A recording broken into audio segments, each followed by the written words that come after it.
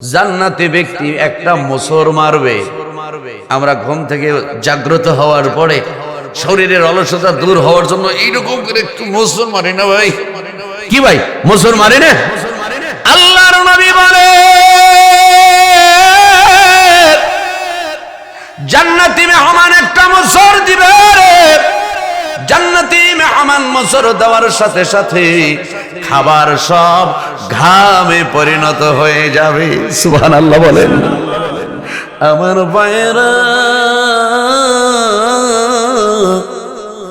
দুনিয়ার মানুষ যখন ঘামে তার শরীর থেকে দুর্গন্ধ বের হয়। কতক্ষণ বের হয় কি হয় না? আওয়াজ দিয়ে বলেন, হয় কি হয় না? দুনিয়ার মানুষ ঘামলে শরীর থেকে দুর্গন্ধ বের হয়, কিন্তু জান্নাতি মেহমান যখন ঘামবে গো, জান্নাতি মেহমান যখন ঘামবে তার শরীর থেকে দুর্গন্ধ তো দূরের কথা, তার শরীর থেকে এমন সুঘ্রাণ বের হয়ে যাবে যেন মেশক আম্বরের সুঘ্রাণ কেউ হার মানাইয়া দিবে। বলুন না সুবহানাল্লাহ। আবার পেট ফাঁকা হয়ে গেছে, আবার খাওয়ার শুরু করবে। খাইতে খাইতে খাইতে খাইতে আবারও 70 বছর পার করে দিবে। আল্লাহু আকবার। 70 বছর পরে জান্নাতি ব্যক্তি আবার তার পেটটা একটু ভরা ভরা মনে হবে। এবার জান্নাতি ব্যক্তি একটা ঢেকুর দিবে। সুবহানাল্লাহ বলেন। ভাই গো, আপনারা কি বিরক্ত হইতেছেন? তাহলে একটু হাহু ভালো করতে হবে। হাহু যদি আপনারা ভালো করেন, বক্তার ব্যাটারি চার্জ হবে, ঠিক কিনা ভাইরারি আমার? জান্নাতি মেহমান একটা ঢেকুর মারবে।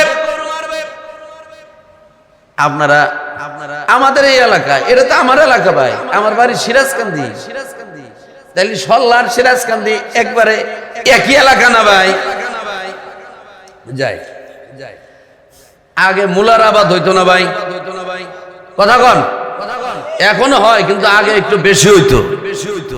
তো এই মুলার সকালবেলা খাইয়ে যদি একটা ঢেকুর দেওয়া যাইতো রে ভাই, মনে হয় ওই জায়গায় মানে একটা বোমা ফলাইছে। কথা কন। মুলা খাইয়ে যদি একটা ঢেকুর দেওয়া যায়, এমন গন্ধ রে ভাই, মনে হয় ওই জায়গায় বোমা ফলাইছে। ঠিক না ভাই? আমার ভাইরা রে, দুনিয়ার মানুষ ঢেকুর দিলে গন্ধ বের হয়। আল্লাহর নবী বলেন জান্নাতি মেহমান যখন ঢেকুর দিবে গো,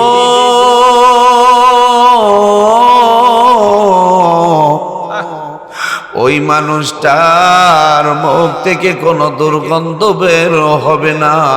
ওই মানুষটার মুখ থেকে এমন সুঘ্রাণ বের হয়ে যাবে যে ওই সুঘ্রাণে সারা জান্নাত আলোকিত হয়ে যাবে।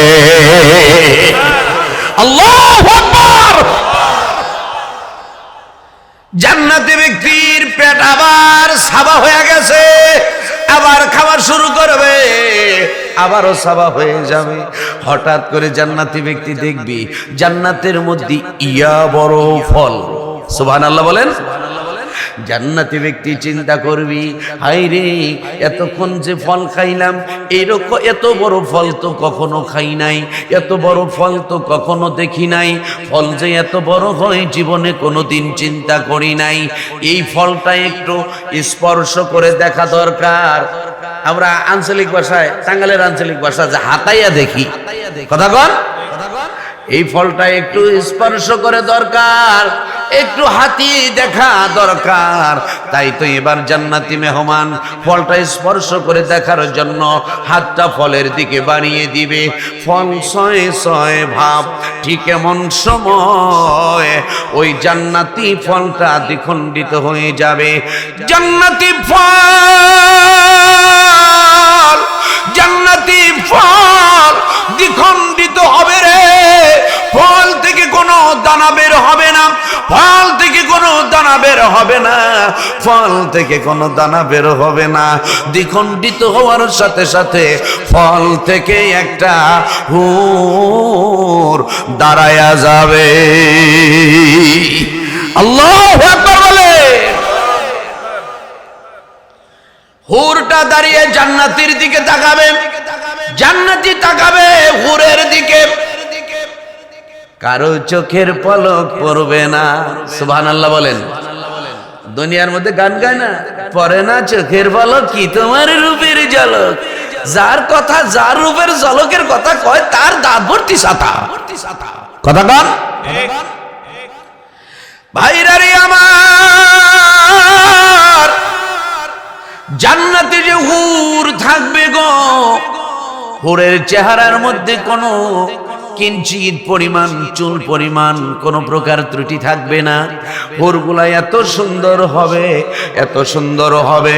আল্লাহর নবী বলেন, জান্নাতি একটা হুর যদি দুনিয়ার দিকে একটা আঙুল বের করে দেয়, একটা হুরের আঙুলের ঝলকানিতে সূর্যের আলো ছায়ায় পরিণত হয়ে যাবে। আল্লাহু আকবার।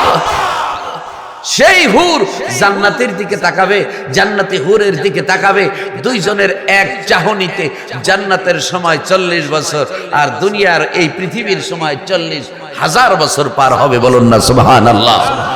40,000 বছর পরে চোখের একটা পলক পড়ব, তারপরে জান্নাতি হুর জান্নাতি মেহমানকে বলবে, ওগো আল্লাহর বান্দা, ওগো আল্লাহর বান্দা, আমার মনে চায় আপনার সাথে একটু সময় দিতে, আপনি কি আমার একটু সময় দিবেন? জান্নাতি কব, যে কথা আমি বলবো সেই কথা তুমি বলো, এখনো বইয়া রইছো, তাড়াতাড়ি নও যাই।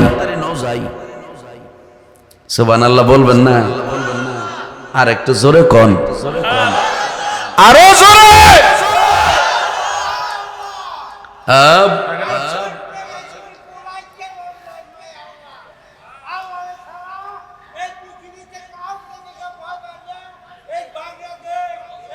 ঠিক হয়, পাগলা খেপছে, ঠিক না?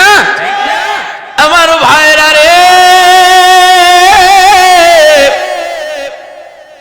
এবার জান্নাতি মেহমান কি করবে দেখেন, মজার খবর, মজার কথা কর, খুব মজার কথা। জান্নাতি মেহমান এবার ওই হুরটাকে নিয়ে জান্নাতের একটা কক্ষে প্রবেশ করবে। দুইজনের মধ্যে সময় পার হবে 70,000 বছর। সুবহানাল্লাহ। এখনো কোন নাই? কত বছর? আওয়াজ দিয়ে বলেন কত বছর? 70,000 বছর পূর্তি করবে। 70,000 বছর পূর্তি করার পরে হঠাৎ করে কেমন যেন একটা ঝলকানি এসে যাবে। আল্লাহু আকবার। জান্নাতি মেহমান মনে মনে চিন্তা করবে, কেউ মনে হয় ঘরে এসে পড়েছে, অথবা মনে হয় আল্লাহ ফুসকি দিছে। সুবহানাল্লাহ কোন। মনে হয় আল্লাহ ফুসকি দিয়েছেন। জান্নাতি মেহমান একটু শরম পাবে, লজ্জা পাবে, উঠে দাঁড়িয়ে যাবে। হঠাৎ করে তাকিয়ে দেখবে গো, আসলে এগুলা কিছুই না, এগুলা কিছুই না। জান্নাতি মেহমানের ঘরে আর একটা সুন্দরী হুর এসে হাজির হয়ে গেছে।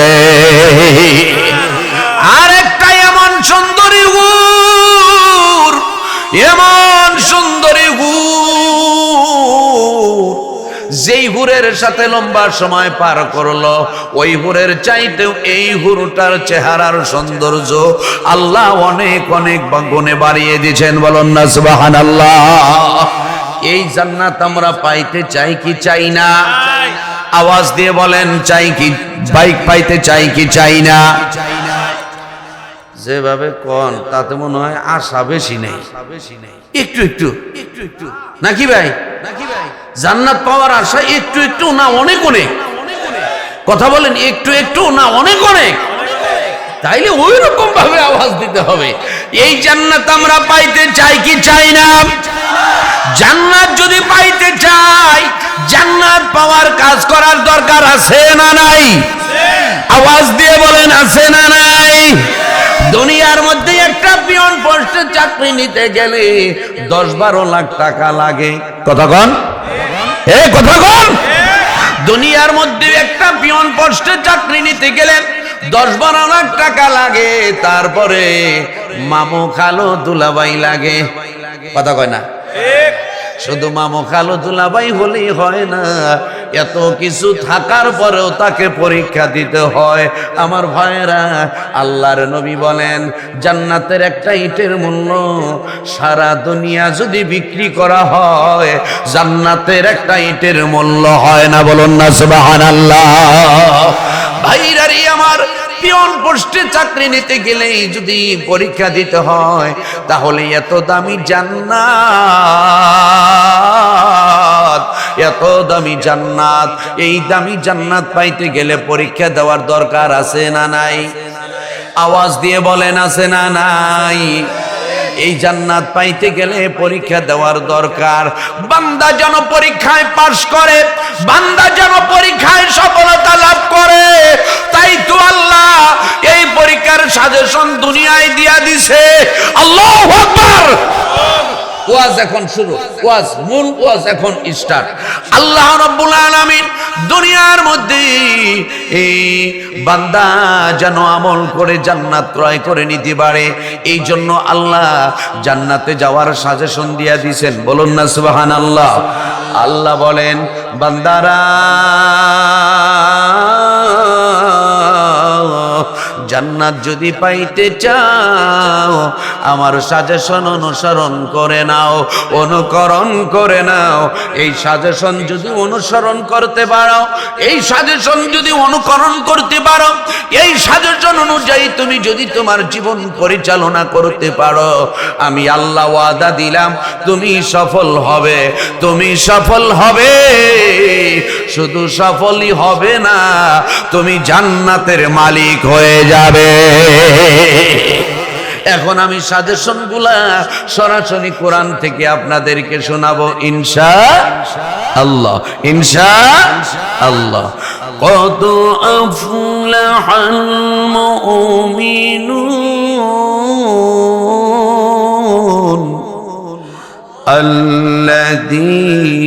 আল্লাযীনা হুম ফী সলাতিহিম খাশিউন।